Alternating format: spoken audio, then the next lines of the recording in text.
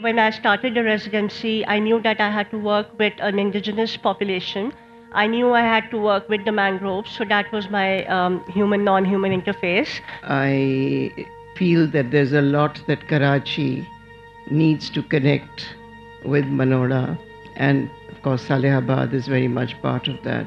The coastal communities are basically the custodians of that natural resource that exists in coastal areas. Vis-a-vis, you have mangroves, you have fish. We have art institutions, we have other institutions, and this is just round the corner.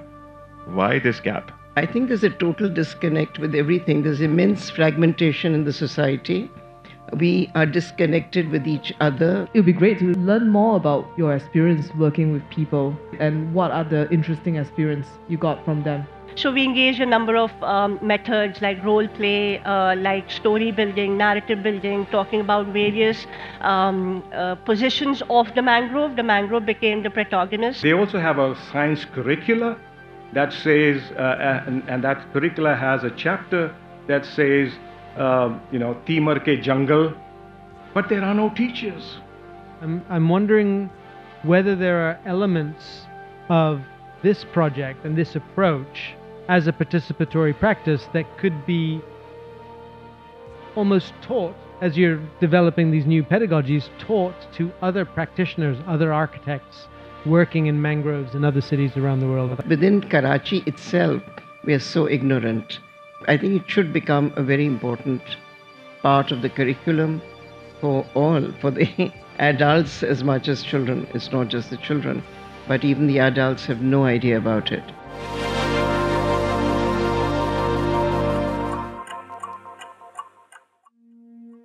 Hello and welcome to the Artistic Research Residency podcast. In this series, we explore innovative projects developed during the residency, replay, reveries of an urban dreamland. The resident researchers designed novel interfaces for human and non-human interactions in the urban environment of Karachi.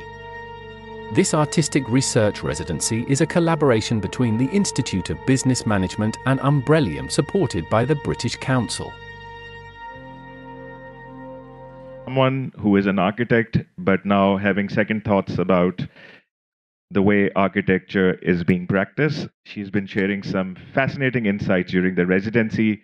Please give a big round of applause to Suneela Ahmed.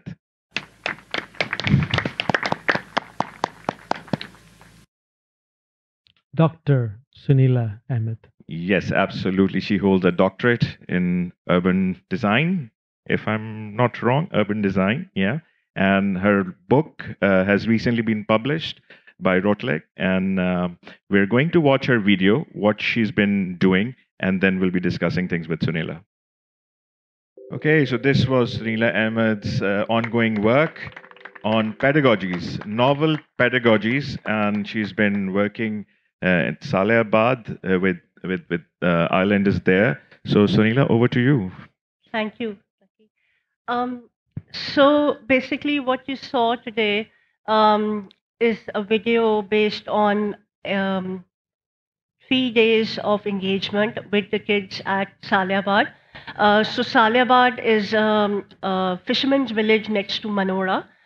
It's an indigenous population, and we worked with the kids of class 6 from a secondary school in Salehabad. It's a government school. So the idea was actually, when I started the residency, I knew that I had to work with an indigenous population. I knew I had to work with the mangroves, so that was my human non-human interface. And I knew that it had to be somewhere where it doesn't stop with this residency. It needs to be a longer engagement. So I approached ex-students of mine who's sitting here in the audience, Rotaba Sayed, from Center of Arts-Based Methodologies and Wellbeing, and she willingly came on board with her team, and we did these public art projects. The idea was also to talk about, develop pedagogies, ways of engaging with the students, which are fun, which are art-based, and which are long-lasting, and there is greater ownership there. So we engaged a number of methods like role play, like story building, narrative building, talking about various positions of the mangrove. The mangrove became the protagonist, who was telling us a story, and we were trying to connect with the mangrove. So we took the kids out of the school next to the mangrove site, and we worked with them over there. And we then eventually gave them some ownership, some agency, where the students were a part of this entire engagement, and they were all given one plant to take care of and be the the curator for that plant in that long run.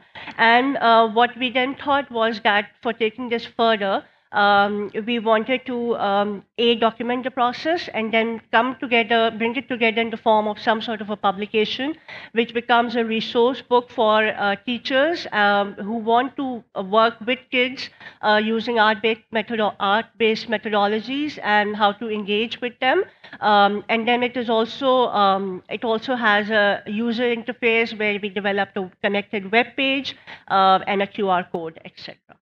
Thank you, Suneela. Thank you, Suneela. What a fascinating project. To talk about this fascinating project, we have two special people who have been working on the coastal communities for a long time. And not just that, I would like to tell a bit about the guest speaker. So she comes from Hyderabad, Deccan. As a little child, she used to play around under mulberry tree. And from there, her fascination has not limited and gone far and beyond to the coastal communities of Karachi. And she's been chief curator of Expo 2020. She's been doing fantastic work. And we are really honored. And it's a very special day for us that she has joined us. Please welcome Ms. Noorjehan Bilgrami.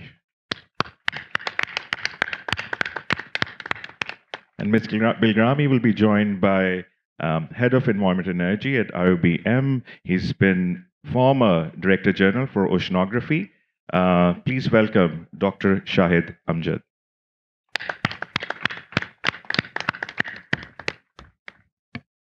Assalamu alaikum. Thank you. We've seen Suneela's work, and Suneela has been working on creative pedagogies. And Arif Saab mentioned that the reason why Generation Z is so conscious because they are taught what's going on about human, non-human worlds. You've been an educator yourself. You've been one of the founding members of Indus Valley. And the seeds have now grown into all of these people. They have one way or the other. They've been part of this journey. So what are your thoughts on the pedagogic practices and why coastal communities, trees, birds, plants, all of these have been so significant for you? Shaheen, after the mujhe kahan par he always does this, sort of puts me in a spot. After hearing Arif Saab and Abira and looking at your wonderful thing, I don't have the right words to say what you want me to say. Suneela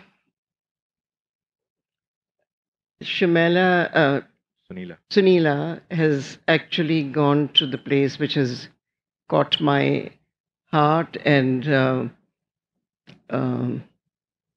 I feel that there's a lot that Karachi needs to connect with Manoda, and of course Salehabad is very much part of that. And it's literally 15 minutes away. And so talking about all that you have been working, there's such a disconnect in our lives from everything that we are surrounded with. So to begin with, I'd like to thank you for this wonderful space, sitting under the neem trees immediately, and such beautiful neem trees. You rarely see them, and so healthy. Brings you that connection with the non-human, human connection that completely snapped. And to begin with, what Arif Saab said, I think reflects where we are today and why we are today. Karachi and all of us are a microcosm of what is happening globally. And it really is painful to be sitting and talking about issues where literally, like they say, every 10 minutes, a child is going and you see lovely, healthy children, and what are we doing? So it's a very strange, again, a disconnect where we are and what we are doing and what is happening right there and our helplessness about it. But to see the joy on the faces by the simple intervention that you did shows that how just one exercise of taking color and paint, giving them that opportunity, connecting them with what they have, making them look at the mangroves where they're growing. It's all around them. But I think it's not that they have not looked at it, but there's somebody coming from the city who's making them look at it, because that has what has caught your eye. So I think this is a very interesting thing. Who is looking at what? And how do you, what kind of response are you looking? We are looking at what they've produced, how much are they doing for you, and what is happening. These are things that I think longer interventions and continuation of what you're doing will explain and will show where we are going our path. So, okay, what's your question? I've spoken question about was, everything, because perhaps. your question was like my question was that you mentioned disconnect. Why do you think this disconnect exists? Because we have art institutions, we have other institutions, and this is just round the corner. Why this gap? I think there's a total disconnect with everything. There's immense fragmentation in the society. We are disconnected with each other. There's so many other pressures that have come in our lives, awful WhatsApp, the mobile phones. We are all sitting in a space and completely disconnected with each other. There's no empathy. There's so much violence around. It's all leading and connected with each other. And so the disconnect is from the outside, the disconnect is inside. And so, yeah. Yeah, thank you for this part, disconnect, because Dr. Shahid Amjad has been talking about this disconnect in his papers and his research, and especially as director general of Institute of Oceanography. So why is this disconnect? Well, and let me just briefly tell you about what we've been discussing and what Suneela has been talking about coastal areas and coastal communities. The coastal communities are basically the custodians of that natural resource that exists in coastal areas. Vis-a-vis, you have mangroves, you have fish where they breed. But these coastal communities, unfortunately, are the poorest of the poor. We've seen in the film, the snippets, the poorest of the poor. So they tend to over-exploit that resource because they need to survive. And for that reason, I've been working in Katie Bandar. This is where the Indus River meets the sea. And there are lots of mangroves. Mangroves provide us with products, and there are services that they offer. And when you overexploit them, then it means trouble. So the coastal communities of Katie Bandar are basically either they are fishermen or they herd camels. And again, putting a constraint on the mangroves. So, we got around and we said, look, can we develop an entrepreneurship for these people, for these communities, by training them and asking them to go collect seeds of mangroves, and the forest department will pay you for it, And lo and behold, the communities there, the households there, now collect these mangrove seeds, and they get paid something like 50,000 to 100,000 per household per season. And that's a win-win situation. And then they plant it. So they become the owners of that forest. And so looking at the other side, yes, they have now the financial resources what do these communities do? You know, they buy mobile phones, they buy motorbikes, but very little on the education.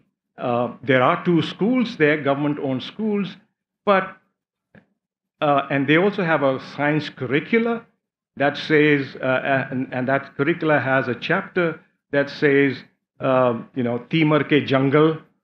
Timor is mangrove, but there are no teachers. You know, there are hardly any teachers to teach them how to go forward.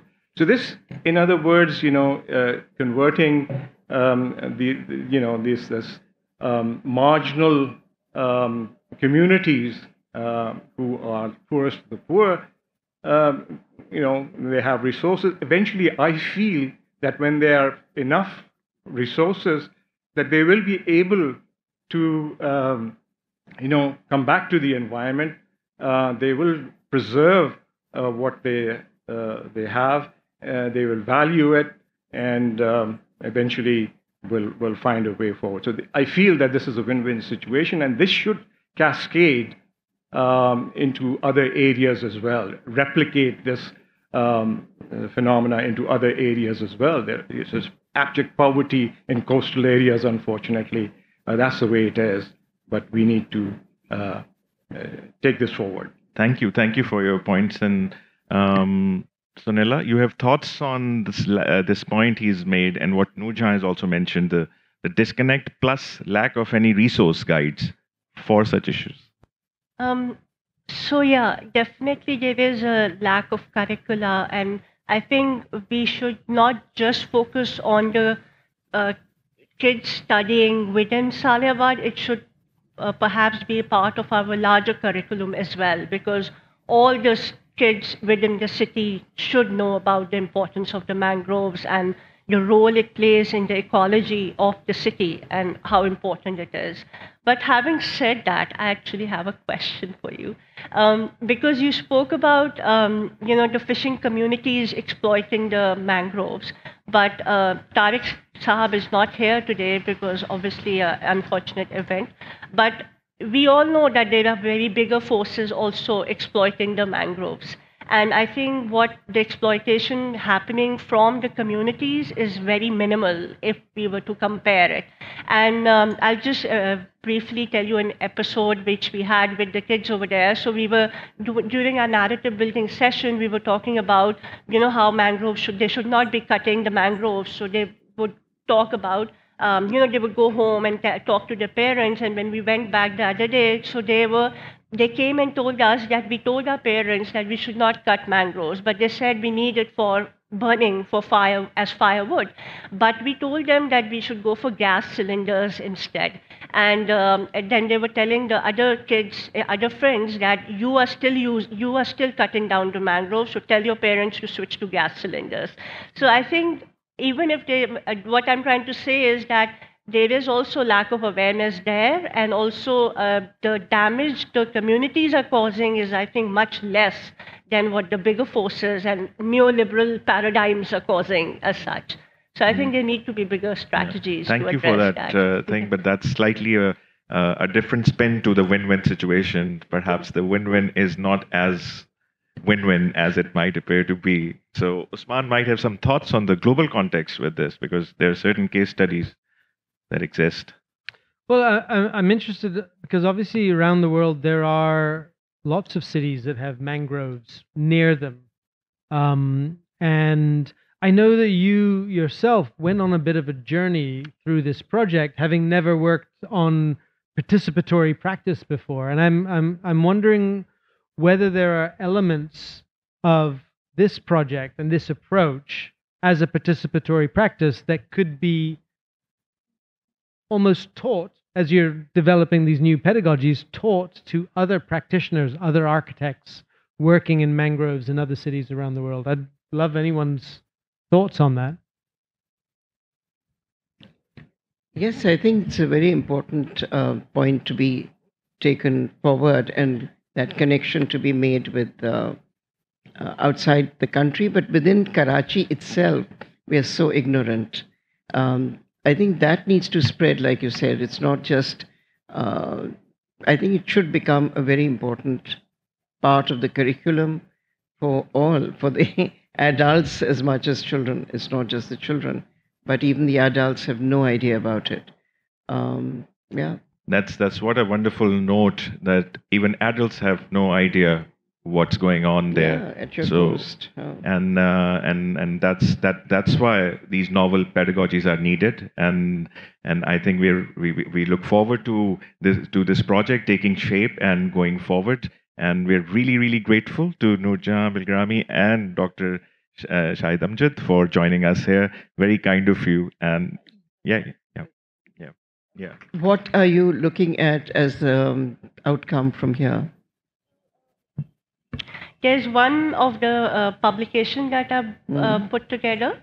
So this is like a documentation and a kind of a booklet telling us about the different pedagogies and the different methods we engaged with in the at the site based on that. And then if you look at the back side of it, there is a QR code, which if you scan, you can actually go to the website. Where we have then linked it up to Tariq Alexander Kesser's work as well, and also to national curriculum development, international curriculum development around the mangroves, which is something happening worldwide.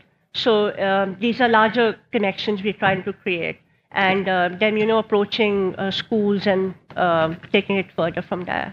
Excellent. Thank you. Thank you, Suneela. And for those who want to check out the book, it's on the table, and there are a few initial prototypes there. So it'd be nice if you can have a look at it. Thank you once again, Noorjehan and Dr. Shahid Amjad. Thank you. Thank you, Suneela.